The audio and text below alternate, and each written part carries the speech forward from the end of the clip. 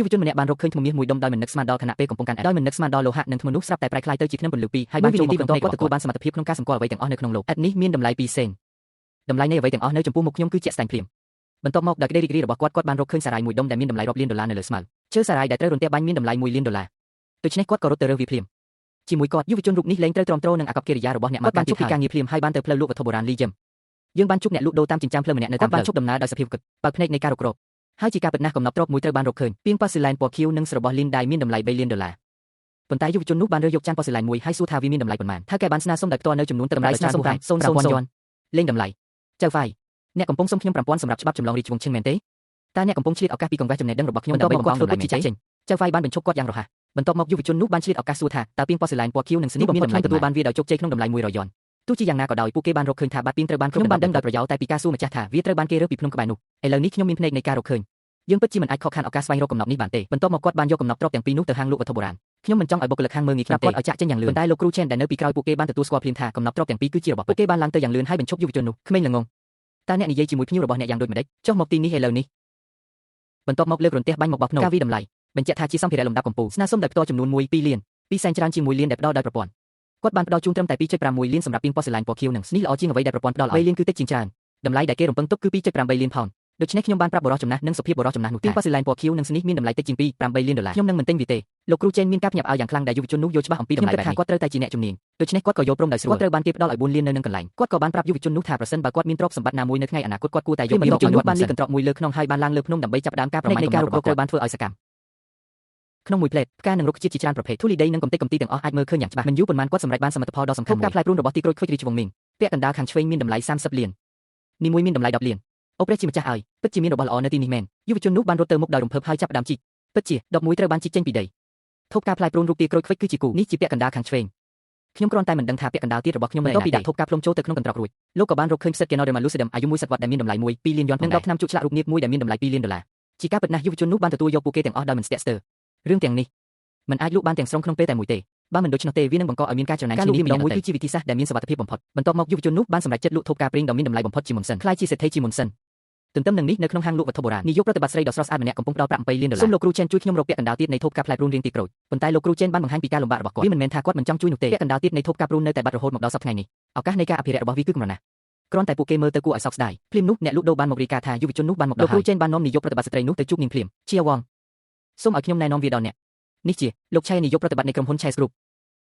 ហើយអ្វីបានជាលោកគ្រូចេនមានសុជីវធម៌ចំពោះគាត់យ៉ាងនេះយោមើល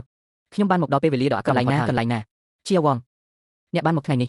ខ្ញុំឆ្ងល់ថាតើនេះជាអ្វីខ្ញុំនៅទីនេះដើម្បីលក់ទីក្រូចឃ្វិចសម័យរាជវង្សមីងនិងធូបការផ្លែព្រូនរបស់ទីម៉ាន់ដារីនតើអ្នកយកដបនេះមកពីណាលោកគ្រូចេញហើយអ្វីបានជាអ្នកមិនមើលកំណប់ទ្រព្យនេះជាមុនសិនគួរឲ្យស្អប់ខ្ពើមគាត់កំពុងមិនអើពើនឹងខ្ញុំកំពុងមើលសម្លៀកបំពាក់របស់អ្នកខ្ញុំសង្ស័យថាដបនេះคล้ายដែររៀងនេះក្រែមតាមការពិនិត្យឃើញស្នាមឆ្កូតនិងស្នាមពាក់នៅផ្នែកខាងក្រោមវាស៊ីគ្នាយ៉ាងល្អឥតខ្ចោះជាមួយនឹងធូបការផ្លែព្រូនដែលប្រគល់ដោយតុលាការអធិរាជនេះជាវត្ថុដ៏កម្រមួយនេះជាធូបប៉ាស៊ីឡែនដែលមានរូបទាក្រូចឆ្មានិងផ្កាព្រូនពីរាជវង្សមីងពាក់កណ្ដាលខាងឆ្វេងនេះពិតជាការពិតមែនលោកគ្រូចេងមានភ្នែកមុតស្រួចខ្ញុំគ្រាន់តែមិនដឹងថាអ្នកអាចផ្ដល់ជូនតម្លៃប៉ុន្មានទេជាវ៉ងថ្ងៃនេះអ្នកមិនយឺតហើយក៏មិនឆាប់ដែរឥឡូវនេះជាពេលវេលាដ៏ល្អឥតខ្ចោះតម្លៃនេះអាចកើនឡើងទ្វេដងខ្ញុំនឹងផ្ដល់ជូន20លានអ្នកលក់ដបនេះឲ្យខ្ញុំតម្លៃដ៏ល្អរបស់ខ្ញុំគឺ10លានតើស្ត្រីម្នាក់នេះជានរណាឲ្យប្រាកដតាមពិតពួកគេបានឲ្យខ្ញុំ20លានកាបូបស្ពីប្រភេទ crossbody លំដាប់ខ្ពស់ចុងក្រោយបង្អស់ធ្វើដោយដៃមានតម្លៃ1លាន Atom Hard Culture កំណែពិសេសមានតម្លៃ20,000យ៉នអាវត្រណប់ប៉ាក់គុណភាពខ្ពស់ទេដោយដៃតម្លៃ30,000យ៉នខោត្រណប់លំដាប់ខ្ពស់សម្ភារៈក្បាលសុទ្ធមានតម្លៃ10,000យ៉នអូព្រះជាម្ចាស់ឲ្យខោត្រណប់របស់ខ្ញុំស្ទើរតែស្មើនឹងទម្ងន់នៃការងារដាក់រយៈពេល2ខែនេះតើនេះជាពិភពរឿងព្រេងនិទានរបស់អ្នកមានមែនទេខ្ញុំនឹងទិញធូបប៉ូស៊ីឡែនរបស់អ្នកក្នុងតម្លៃ3លានយកស្របឬមិនយកស្របនេះគឺជាកញ្ញាសៀពាក់កណ្ដាលទៀតនៃធូបការព្រូនត្រូវបានរក្សាទុកនៅផ្ទះរបស់គាត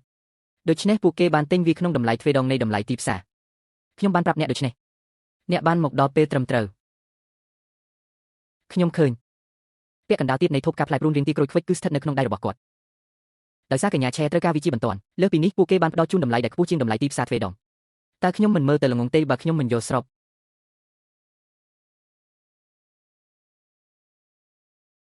ប្រាក់ចំនួន20លានត្រូវបានទេទៅឲ្យអ្នករួចហើយដបនេះជារបស់ខ្ញុំឥឡូវនេះ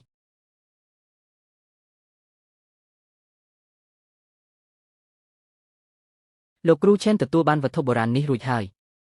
ខ្ញុំនឹងទៅឥឡូវនេះល្អថែរក្សាខ្លួនផងលោកឆែ20លានទោះបីជាខ្ញុំផ្លាស់ទី2ដងក៏ដោយអ្នកមិនអាចរកលុយបានច្រើនបែបនេះទៀតទេនេះធ្វើឲ្យគាត់ខ្លាចជាមហាសេដ្ឋីខ្ញុំនៅតែមានអារម្មណ៍ថាវាមិនពិតបន្តិចស្រមុកជាវង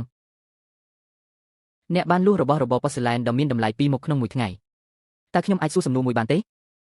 តើអ្នកទទួលបានរបស់ទាំងអស់នេះនៅណាតើនេះជាការសាកល្បងដើម្បីមើលថាខ្ញុំមានសមត្ថភាពអ្វីមែនទេជាអកុសលពួកគេប្រញាប់ប្រញាល់ពេកបន្តិចរបស់ទាំងនេះរបស់ខ្ញុំពួកវាទាំងអស់សុទ្ធតែជាទំនិញបញ្ចុះតម្លៃដែលទិញបានពីផ្លូវបុរាណក្បែរវាមិនអាចបង្ហាញបានទេក្មេងល្អទោះបីជាខ្ញុំមានការភ័ន្តច្រឡំបន្តិចចំពោះការស៊ើបអង្កេតក៏ដោយប៉ុន្តែនោះជាការមិនសមហេតុផលពេកប្រសិនបើអ្នកអាចរកឃើញអ្វីមួយដែលមានតម្លៃរាប់លានឬរាប់សិបលាននៅតាមផ្លូវបុរាណក្បែរនោះហេតុអ្វីបានជាខ្ញុំនៅតែបើកខាងលក់វត្ថុបុរាណយ៉ាងណាមិញក្មេងម្នាក់នេះបានធ្វើចលនា2ដងក្នុងមួយថ្ងៃប្រហែលជាគាត់ពិតជាមានជំនាញខ្លះមែនវាគ្រាន់តែកើតឡើងថាខ្ញុំមិនមានអ្នកស្នងតំណែងទេប្រសិនបើអ្នកមានការយល់ដឹងល្អខ្ញុំអាចយកគាត់ធ្វើជាសិស្សរបស់ខ្ញុំបានប្រសិនបើលោកគ្រូឆេនគ្មានអ្វីផ្សេងទៀតដែលត្រូវខ្ញុំនឹងទៅឥឡូវនេះពេលខ្ញុំមកដល់ដំបូងខ្ញុំបានឮថាអ្នកចិត្តខាងបានខ្ចីថ្មរដុបមួយបាច់ពីប្រទេសមីយ៉ាន់ម៉ាប្រហែលជាខ្ញុំអាចរកលុយបានច្រើនហេតុអ្វីជាវងរងចាំមួយផ្លេតខ្ញុំមានកំណប់ទ្រព្យមួយទៀតនៅទីនេះ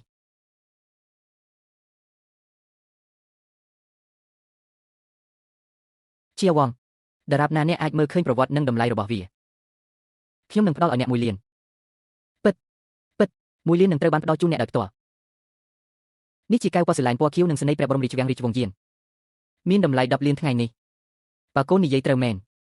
ខ្ញុំនឹងផ្ដល់ឲ្យអ្នក1លានចាត់ទុកវាជាអំណោយសម្រាប់ការទទួលយកកូនជាងប្រសិនបើអ្នកមិនអាចប្រាប់បានទេអនុញ្ញាតឲ្យខ្ញុំអង្គុយនៅពីក្រោយអ្នក2 3ឆ្នាំហើយបន្ទាប់មកយើងនឹងនិយាយគ្នា